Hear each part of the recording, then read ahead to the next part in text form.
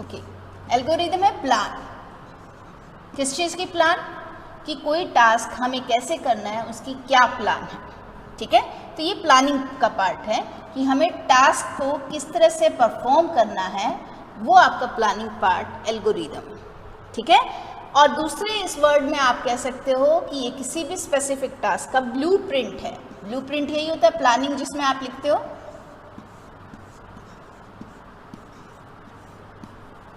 Right.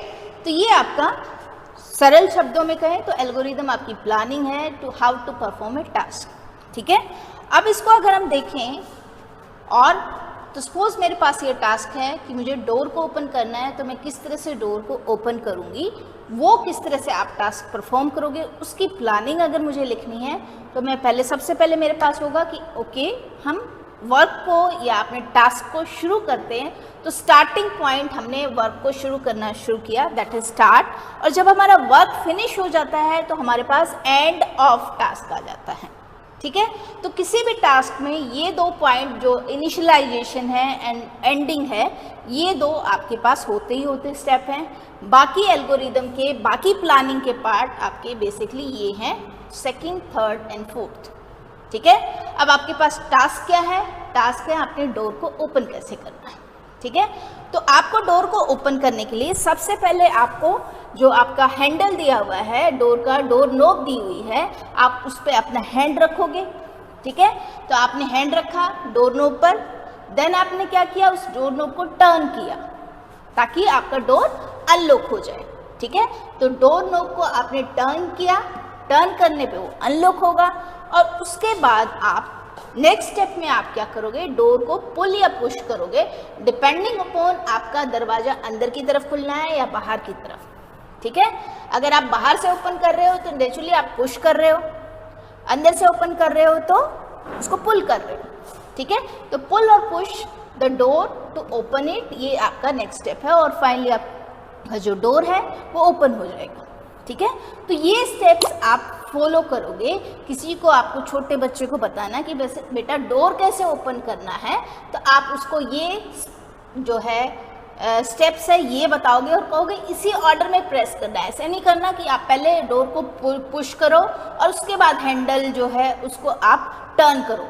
तो ये जो ऑर्डर है ये इसी ऑर्डर में आपको मेंटेन करना है, इसी सीक्वेंस में आपको ये टास्क परफॉर्म करना है। ठीक है, तो ये सीक्वेंस आपके पास मेंटेन रहना चाहिए।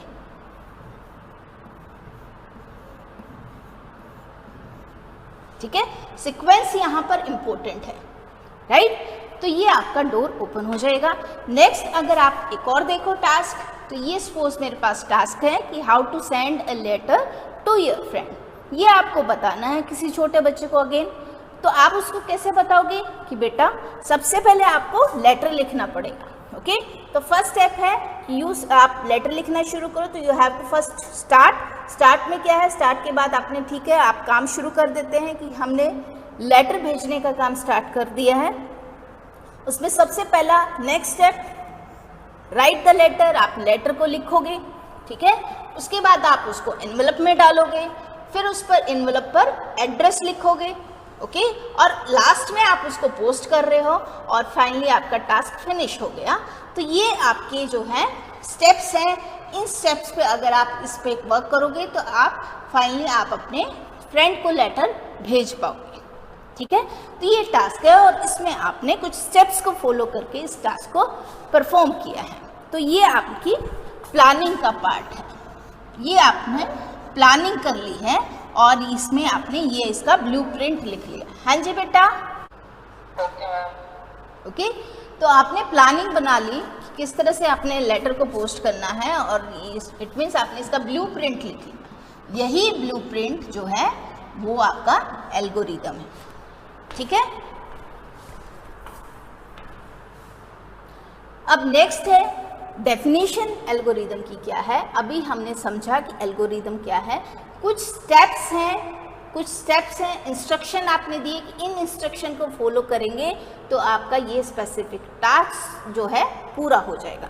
तो सेकंड और क्या क्या प्रॉपर्टी है, ये जो आपने इंस्ट्रक्शन दिए हैं प्रिसाइज होनी चाहिए, जिस इंस्ट्रक्शन के थ्रू आप अपना टास्क इजीली परफॉर्म करो। इधर उधर का बातें नहीं बताने की। ओके, आप किसी को एड्रेस बता रहे हो, उससे पहले कहो कि पहले दिल्ली घूम के आ, फिर आपको एड्रेस बताया जाएगा, ठीक है। तो वो एक्स्ट्रा स्टेप्स हैं, एक्स्ट्रा स्टेप्स नहीं बताने, आपका प्रिसाइज होने चाहिए स्टेप्स।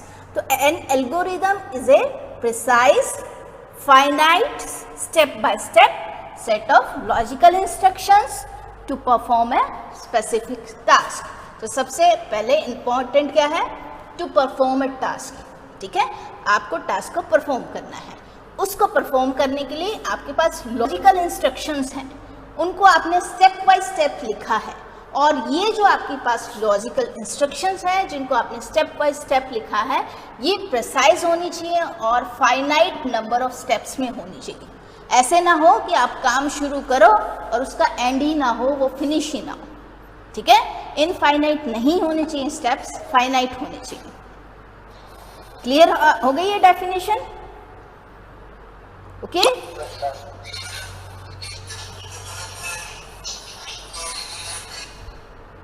अब कैरेक्टरिस्टिक्स ऑफ एल्गोरिदम क्या है? आपके पास 4 मेन कैरेक्टरिस्टिक्स हैं।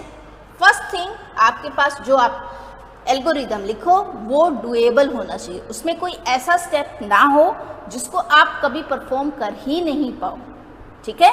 तो आप जो वर्कआउट कर सको, जिसको आप इजीली परफॉर्म कर सको, वही स्टेप्स आपके एल्गोरिदम का पार्ट हो। सेकंड, एल्गोरिदम आपको समझ में आना चाहिए कि मुझे ये स्टेप्स किस तरह से, आपको वो स्टेप्स आपको पता होने चाहिए कि हाँ ये किस तरह से होने, अंडरस्टैंडेबल होने चाहिए, और उनका क्या सीक्वेंस है वो सीक्वेंस आपको समझ में आना चाहिए एल्गोरिदम को देख के, ठीक है। थर्ड थिंग, आपका फाइनाइट होना चाहिए। फाइनाइट नंबर ऑफ स्टेप्स में आपका जो टास्क है वो कंप्लीट हो जाना चाहिए। और प्रिसाइज होना चाहिए, मतलब इधर उधर की इंफॉर्मेशन आप एल्गोरिदम में नहीं दोगे।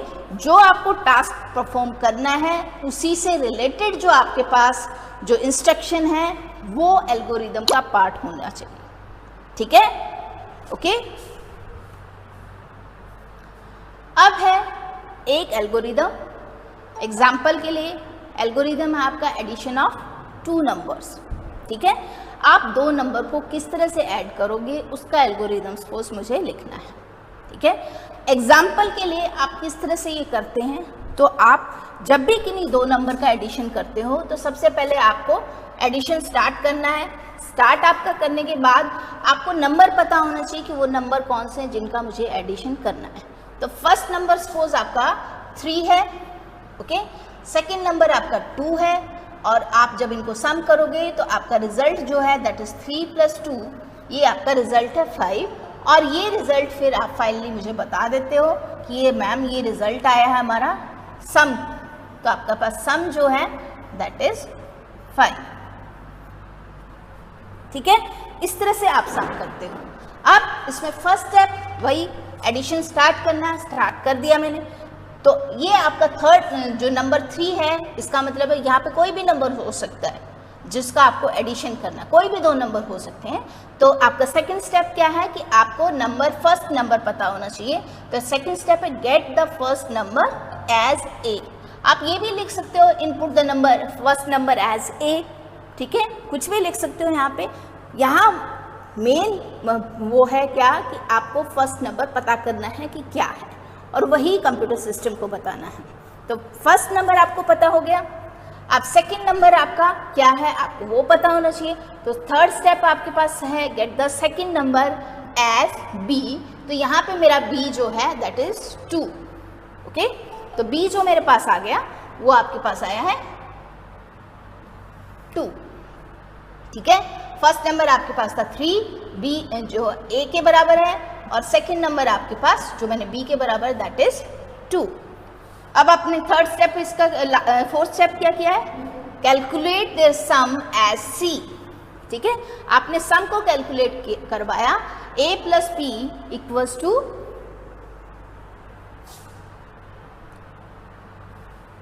a + b को आपने कैलकुलेट करवाया, तो वो आपने सम को एज सी लिख लिया। तो यहाँ पे c जो है दैट इज 5। और फाइनली आप मुझे सम बता दोगे कि आपके पास आपका सम क्या आया है। तो आपने डिस्प्ले क्या करवाना है, डिस्प्ले आपने नंबर सी करवाना है जो आपका सम है।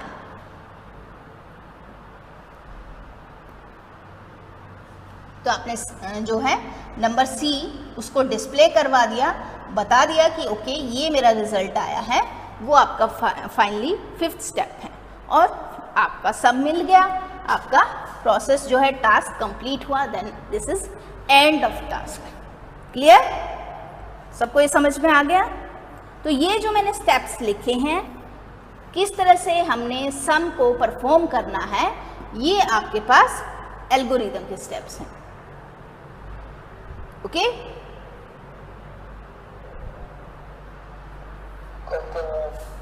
ओके, सेकंड एक और एल्गोरिदम। अब इस वाले एल्गोरिदम में क्या है कि आपको डिसीजन लेना है।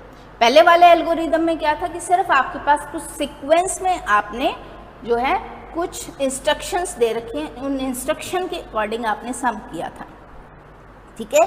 ना ही आपको कोई डिसीजन लेना था, ना ही आपको कोई स्टेप रिपीट करना था, सिर्फ इस सीक्वेंस में एक के फर्स्ट के बाद 2, 2 के बाद 3, 3 के बाद 4, 4 के बाद 5 एंड 5 के बाद लास्ट 6 तक आपका इन स्टेप्स को जब आप इस सीक्वेंस में फॉलो कर रहे हो तो आपका टास्क कंप्लीट हो जाता था, ठीक है? तो ये सिंपलेस्ट फॉर्म है किसी भी एल्गोरिदम की, सिर्फ एक सीक्वेंस फॉलो करना है। लेकिन अभी आपके पास जो क्या है, जो मैंने एग्जाम्पल दे रही हूँ, इसमें आपके पास आपको डिसीजन लेना है, ठीक है? तो ये आपका डिसीजन का एग्जाम्पल है जहाँ पे आप एक डिसीजन लोगे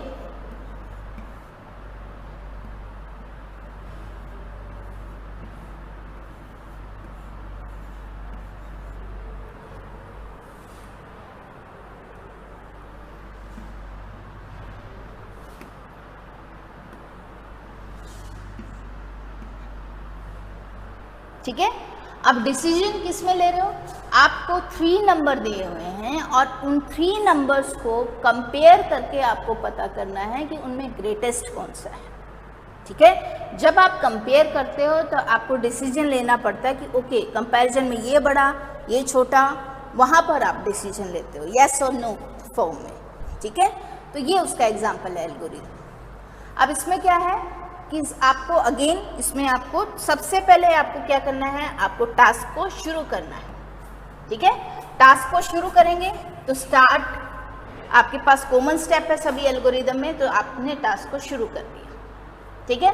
टास्क को शुरू करने के बाद आपको क्या पता करना है कि वो 3 नंबर्स कौन से हैं जिन्हें मुझे कंपेयर करके पता करना है कि कौन सा ग्रेटेस्ट नंबर है उन तीनों में, ठीक है? तो सपोज तो सेकंड स्टेप मेरे पास क्या है कि I have to get the number as A, B and C। I have to input this number, ठीक है? तो सेकंड स्टेप में आपको ये तीनों नंबर पता होने चाहिए, ओके? तो ये सपोज फॉर एग्जांपल आपके पास ये 3 नंबर है 5, 4 एंड 7, ओके? तो ये 3 नंबर आपके हैं। तो आपने तीनों नंबर जो है वो देख लिए कि आपके पास तीनों नंबर क्या क्या हैं। तो सेकंड स्टेप आपके पास get the number as A, B and C कर लिया, ठीक है? अब एक्चुअल काम जो कंपैरिजन करना है, जो कंपेयर करना है आपको नंबर्स को, वो शुरू होगा, ठीक है? थर्ड स्टेप में आप कंपेयर करोगे और डिसीजन लोगे कि कौन सा इस कंपैरिजन में बड़ा है, कौन सा छोटा है, ठीक है? कंपैरिजन में आपके पास स्टेटमेंट जो है, कंपैरिजन के लिए आपने स्टेटमेंट यूज की if A is greater than और equals to B। First number आपका A है, सेकंड नंबर आपका B है और थर्ड नंबर आपका C है, ठीक है? आपने कंपेयर करना है नेक्स्ट स्टेप में कि is A is greater than और equal to B। For example अभी जो आपके पास है A मेरे पास 5 है, B 4 है और मैं कंपेयर कर रही हूँ इज 5 इज ग्रेटर देन और इक्वल्स टू 4, ठीक है? क्या ये ट्रू है? If A is greater than और इक्वल टू B, यहाँ पर आपको डिसीजन लेना है ये चेक करके A इज ग्रेटर देन और इक्वल टू B है या नहीं। तो जब आपने चेक किया A आपके पास 5 है, B 4 है, जब आपने चेक किया तो ये स्टेटमेंट आपने जो लिखी है दैट इज ट्रू, ठीक है? और ये ट्रू है तो अकॉर्डिंगली जो आप फॉलो करोगे वो आपके पास फर्स्ट डिसीजन में आपने लिखा हुआ है कि अगर आपके पास a ग्रेटर देन और इक्वल टू b है देन ग्रेटर नंबर जो है वो आपके पास a के बराबर होगा, एल्स अगर ये स्टेटमेंट फॉल्स होती तो ग्रेटर आपके पास b के बराबर होता। ठीक है, तो यहाँ इस स्टेटमेंट के अकॉर्डिंग आपके पास ग्रेटर क्या नंबर आया, दैट इज a और a की वैल्यू क्या है 5। ठीक है, अब है next fourth step. Fourth step में आपने क्या करना है कि अगेन आपको चेक करना है कि जो अभी आपने इन दो नंबर्स a और b को कंपेयर करके बड़े वाला नंबर निकाला है उसको नेक्स्ट थर्ड नंबर के साथ कंपेयर करना है। ठीक है, थर्ड नंबर के साथ आप कंपेयर करोगे तो अगेन आपको कंपैरिजन चलेगा। अब की बार जो आपने डिसाइड कर लिया था a और b में से जो बड़ा नंबर, उस बड़े नंबर को आप थर्ड नंबर के साथ कंपेयर करोगे। तो if greater is equal to, greater is greater than और इक्वल टू c, आप इस स्टेटमेंट को चेक करोगे। ठीक है, अब इसका रिजल्ट क्या आ रहा है, इसके रिजल्ट में आपके पास ग्रेटर क्या आ चुका है, ग्रेटर इज 5, तो आपने ग्रेटर को चेक किया, इज ग्रेटर देन और इक्वल टू c, और इसका रिजल्ट आपके पास आया, आपका ग्रेटर आया है 5 और c की वैल्यू है 7, आपका रिजल्ट आया फॉल्स।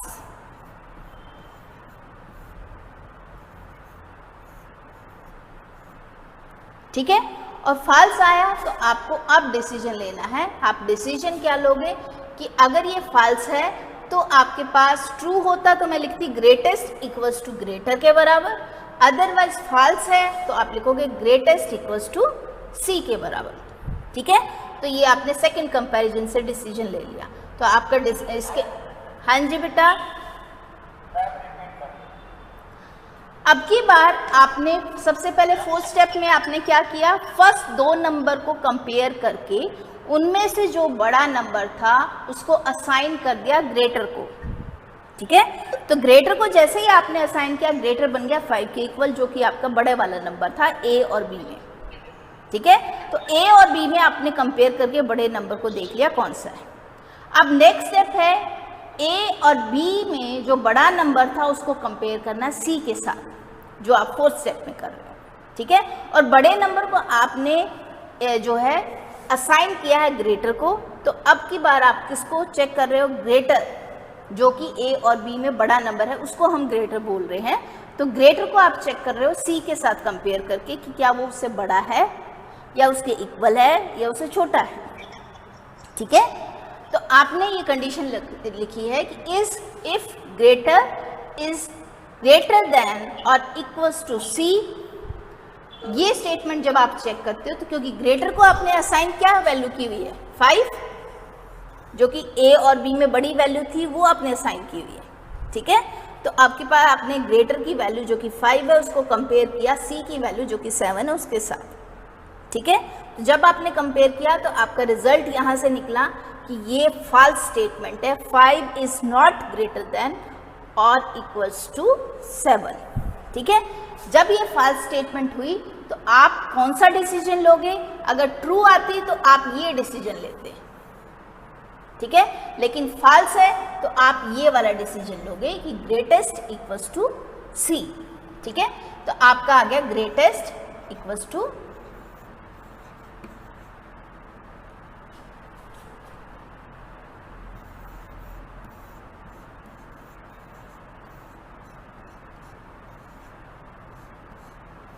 और c की वैल्यू आपने क्या दी हुई थी इस एग्जाम्पल में 7। ठीक है, तो जब आपने ये स्टेप फॉलो किए तो कोई भी आर्बिट्रेरी 3 नंबर्स, जब आपने कोई भी 3 नंबर को कंपेयर किया, कोई भी आर्बिट्रेरी 3 नंबर्स हैं, ठीक है, उनको जब आपने कंपेयर करके ये वाले स्टेप्स फॉलो किए 1 2 3 4 5 जो 6 तक मैंने लिखे हुए हैं, तो आपको फाइनली सबसे बड़ा नंबर मिल जाएगा और आप उसको डिस्प्ले करके मुझे बता दोगे कि मैडम ये ग्रेटेस्ट आ गया। राइट?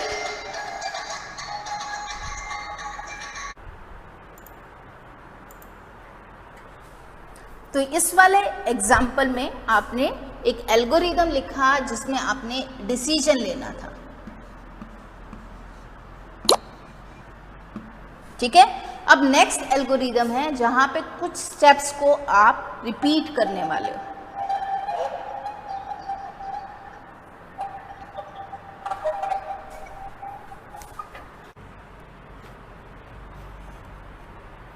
ओके, शुरू करें। तो ये वाला जो एल्गोरिदम है इसमें हम क्या करने वाले हैं, हम कुछ जो स्टेप्स हैं उनको रिपीट करेंगे।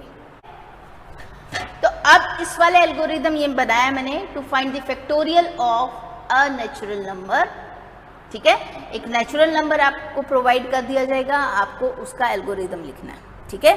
कौन प्रोवाइड करेगा, ये बेसिकली आप प्रोग्रामर हो, आप दूसरे को ऑप्शन दे रहे हो कि वो एक नेचुरल नंबर आपको दे और आप उसका जो है आपका प्रोग्राम उसको उसका फैक्टोरियल बताए, ठीक है। जैसे कि आप, हाँ जी बेटा, ठीक है। तो आपको कोई भी नेचुरल नंबर मिल सकता है, कुछ भी नेचुरल नंबर हो। एग्जाम्पल के लिए हम फॉर एग्जाम्पल एक नंबर लेंगे, ठीक है। तो उसका किस तरह से आप नेचुरल नंबर निकालोगे, तो आप सपोज आपके पास 3 का आपको निकालना है कि फैक्टोरियल 3 क्या है, ठीक है। फैक्टोरियल 3 आपके पास होता है 3 × 2 × 1, आप इस तरह से लिखते हो, ठीक है। मैं इसको जो स्टार्ट करूंगी इसकी कैलकुलेशन वो इस तरफ से करूंगी, 1 then multiplied by 2 then multiplied by 3, ठीक है। तो किसी भी नेचुरल नंबर में 1 तो आता ही आता है, अप टू आप एक एक नंबर इंक्रीज करके जब तक मल्टीप्लाई करते जाते हो जब तक कि लास्ट नंबर, जिस नंबर का आपको नेचुरल जिसका वो निकालना है फैक्टोरियल, उसके बराबर ना हो जाए, ठीक है। यही काम करते हो, राइट। तो इसका थोड़ा ऑर्डर चेंज कर देती हूं मैं। आप किसी भी नंबर का जब आप निकालते हो फैक्टोरियल तो आप मल्टीप्लिकेशन शुरू करते हो 1 से, ठीक है। फिर 1 में आप एक इंक्रीज करते हो, फिर से आप एक और नंबर इंक्रीज करके मल्टीप्लाई करते हो, और कब तक ये प्रोसेस चलाते हो, जब तक कि लास्ट नंबर जो है वो आपका जिस नंबर का आप फैक्टोरियल निकाल रहे हो उसके बराबर ना हो जाए, ठीक है। ये काम आप करते हो, ओके। तो इसको इंप्लीमेंट अभी करेंगे।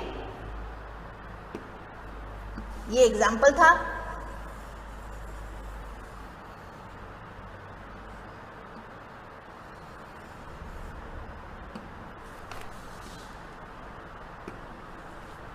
ओके।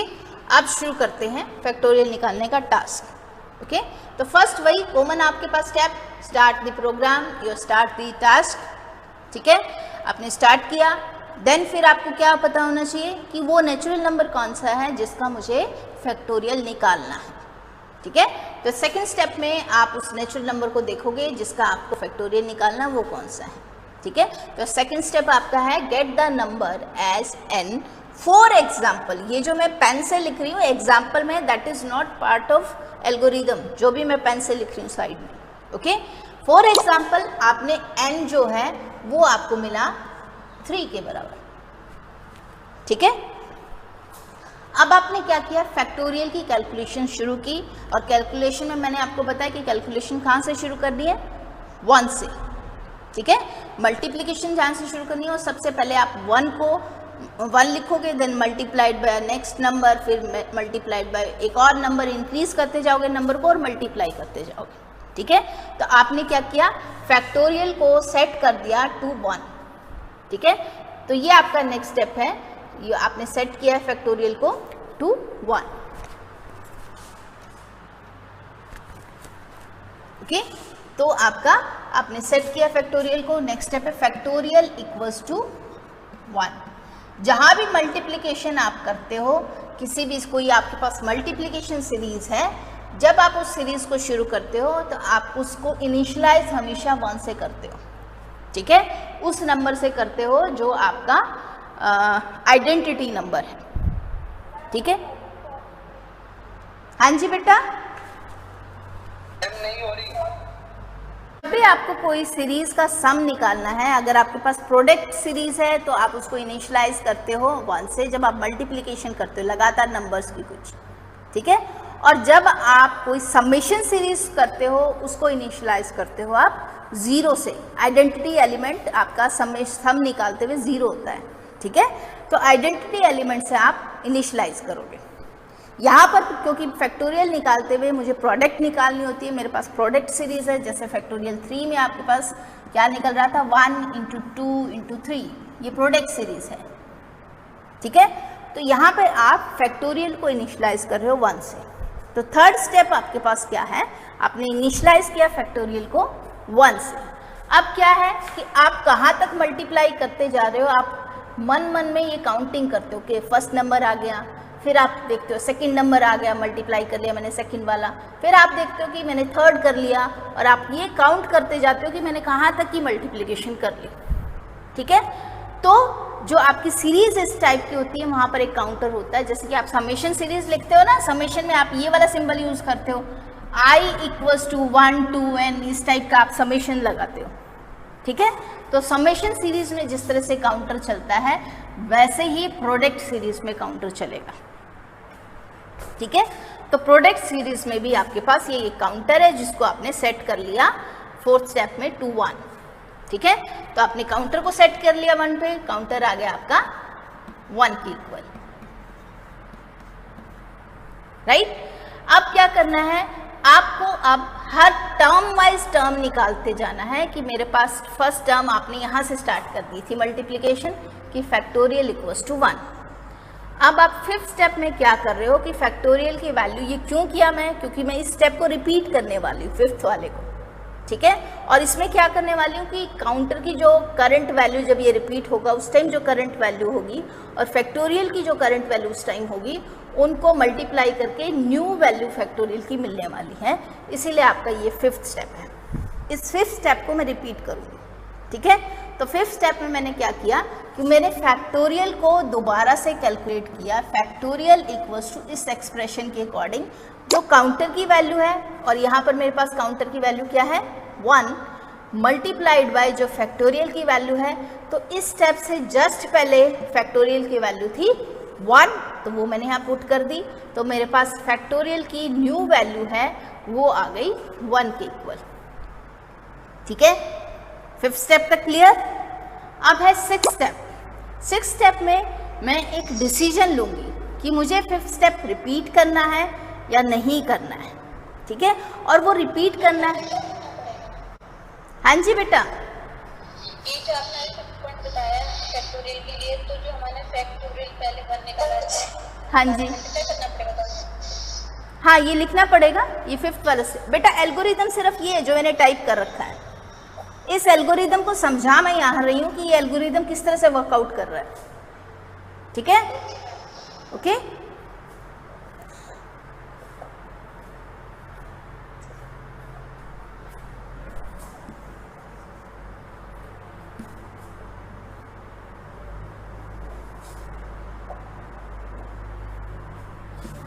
अब आपका सिक्स्थ स्टेप क्या है। सिक्स्थ स्टेप में मैं एक डिसीजन ले रही हूँ कि क्या मेरा काउंटर लेस देन n है, ओके। तो काउंटर की वैल्यू अभी क्या चल रही है प्रेजेंटली, इससे सिक्स्थ स्टेप से जस्ट पहले काउंटर की वैल्यू कितनी आई हुई है 1, ठीक है। तो यहाँ ये कंपैरिजन में क्या करेगा, इस स्टेप में ये कंपेयर करेगा काउंटर की वैल्यू जो 1 है, is 1 is less then n की वैल्यू क्या ली थी मैंने इस एग्जाम्पल में 3, ठीक है। इज 1 इज लेस देन 3, तो इसका प्रोसीड करते हैं। तो इसका रिजल्ट था ट्रू, और ट्रू होने पे यस में आने पे ही आपने प्रोसीड करना है, अदरवाइज आप ये नहीं करोगे काम, अदरवाइज आप 7th वाला स्टेप फॉलो करोगे, ठीक है। तो आपका ये ट्रू था, आपने काउंटर को 1 से इंक्रीज कर दिया, राइट। काउंटर को 1 से इंक्रीज करते ही आपके पास क्या आया, नया काउंटर की वैल्यू 2 के बराबर, ठीक है। और नेक्स्ट आपने लिखा हुआ है कि नाउ रिपीट द स्टेप 5, ठीक है। तो आपका कंट्रोल कहाँ से गया 6 से वापस 5 पर, ओके। फिफ्थ स्टेप आपको रिपीट करना है, ओके। तो अब मैं फिफ्थ स्टेप रिपीट कर रही हूँ। इस फिफ्थ स्टेप में जब आपके पास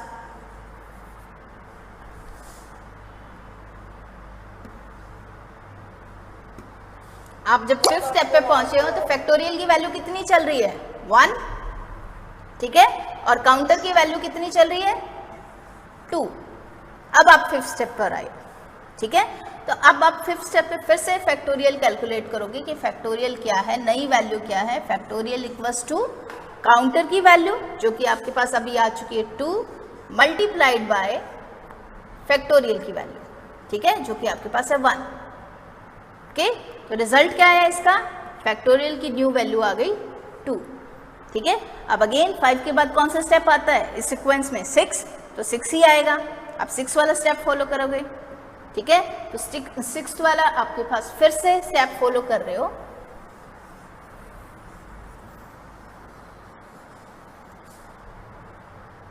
सिक्स स्टेप में आप चेक कर रहे हो वेदर काउंटर की value is less then n, क्या काउंटर की वैल्यू n से छोटी है। तो काउंटर की वैल्यू कितनी है अभी 2, आप चेक करोगे इज 2 इज लेस देन 3, तो आपने चेक किया is 2 is less than 3, answer आया यस, ठीक है। आंसर यस आते ही आपने फिर क्या किया, आपने ये चेक कर लिया क्योंकि आंसर यस में है, तो आपने जो आगे लिखा हुआ है वो आप ये वाला जो लिखा हुआ है इसको प्रोसीड करो, ठीक है। और आपने यहाँ क्या लिखा हुआ है कि आपको काउंटर को 1 से इंक्रीज करना है, ठीक है, तो मैं काउंटर को 1 से इंक्रीज कर रही हूँ। तो आपने काउंटर को जब 1 से इंक्रीज किया तो न्यू काउंटर की वैल्यू क्या आ गई, पहले वाले काउंटर की वैल्यू जो कि आपके पास 2 चल रही थी, तो 2 प्लस आपने उसमें एक और इंक्रीज कर दिया, 1 नंबर ऐड किया, तो आपके पास वैल्यू आ गई 3, ठीक है। और अब आपने क्या करना है, आपने फिफ्थ स्टेप को फिर से रिपीट करना है, ठीक है। तो आपका कंट्रोल फिर से वापस फिफ्थ स्टेप पर आ गया, राइट, ओके। अब फिफ्थ स्टेप में फिर आप क्या करोगे, अगेन वही, आपके काउंटर की वैल्यू कितनी हो चुकी है 3, फैक्टोरियल की वैल्यू क्या हो चुकी है, तो काउंटर की वैल्यू आपके पास प्रेजेंटली चल रही है 3, फैक्टोरियल की वैल्यू चल रही है 2, जो कि आपने 1 × 2 को मल्टीप्लाई करके निकाली थी, ठीक है। अब आप न्यू फैक्टोरियल की वैल्यू इस फिफ्थ वाले फॉर्मूले के अकॉर्डिंग फिर से कैलकुलेट करोगे, तो यहाँ पे आपका फैक्टोरियल की वैल्यू है 2 previous value multiplied by counter, तो counter is 3 multiplied by factorial which is 2, तो आपके पास वैल्यू यहाँ पर आ गई 3 × 2 इज 6, ठीक है, ओके। अब इस स्टेप के बाद फिर से आप कंडीशन को चेक कर रहे हो कि is counter is less then n, ठीक है, तो काउंटर की वैल्यू अभी प्रेजेंटली क्या चल रही है 3, ओके, और n की वैल्यू क्या है 3, आपके पास is 3 is less than 3, answer is no, ठीक है। नो जैसे ही आएगा तो नो के बाद आप इस स्टेप को फॉलो नहीं करोगे, नो के बाद आप सीधा 6 से 7 स्टेप पे जाओगे, ठीक है। तो आपके पास 6 से 7 स्टेप पर क्या आ रहा है कि आपको डिस्प्ले करना है फैक्टोरियल की वैल्यू क्या है, ओके। तो आपने फैक्टोरियल की वैल्यू जो आपकी लास्ट में आई है वो आपके पास आई है 6, और आपने 6 वैल्यू को डिस्प्ले करवा दिया, ठीक है। फाइनली आपका टास्क कंप्लीट, देन आप डिक्लेयर कर रहे हो कि मेरा काम फिनिश हो गया। जब आपसे मैं कोई क्वेश्चन करने के लिए कहते हैं तो आप लास्ट में कहते हो डन मैम, तो वो डन हो गया यहाँ पर, ओके। तो ये 8th स्टेप है आपका last, finishing of task, okay.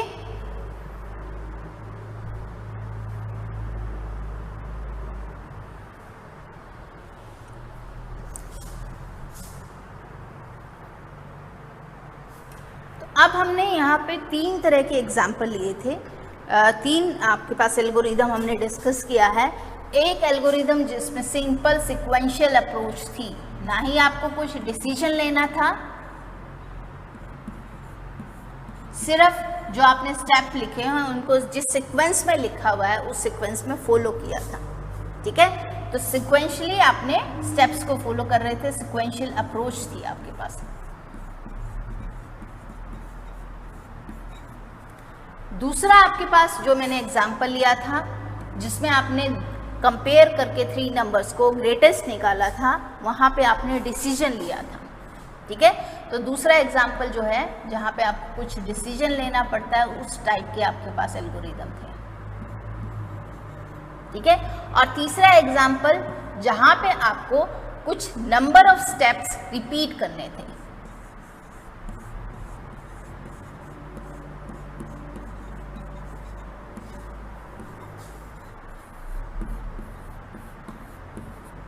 ठीक है।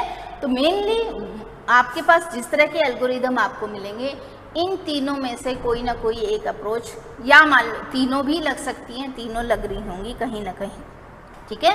तो ये एल्गोरिदम आपके पास बन जाएंगे इस टाइप की इन अप्रोच के साथ। अब इस एल्गोरिदम्स की मेरिट्स और डीमेरिट्स क्या हैं।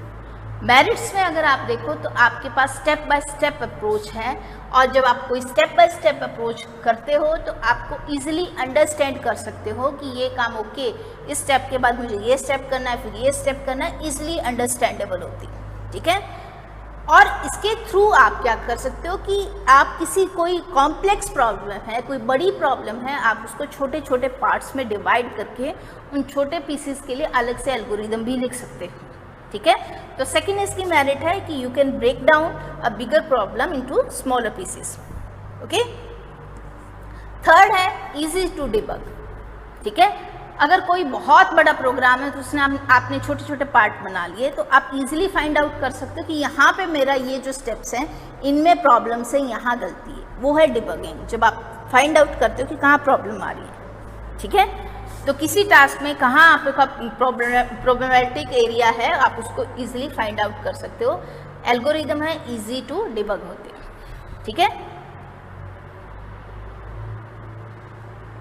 अब लास्ट है, क्योंकि ये जस्ट एक प्लानिंग, एक ब्लूप्रिंट है, किस तरह से हमें कोई टास्क परफॉर्म करना है, तो ये इंडिपेंडेंट है प्रोग्रामिंग लैंग्वेज की। प्रोग्रामिंग लैंग्वेज का चाहे कोई भी हो, चाहे आपने प्रोग्राम लिखना हो फॉरट्रान में, चाहे सी में, चाहे C++ में, चाहे पाइथन, ठीक है।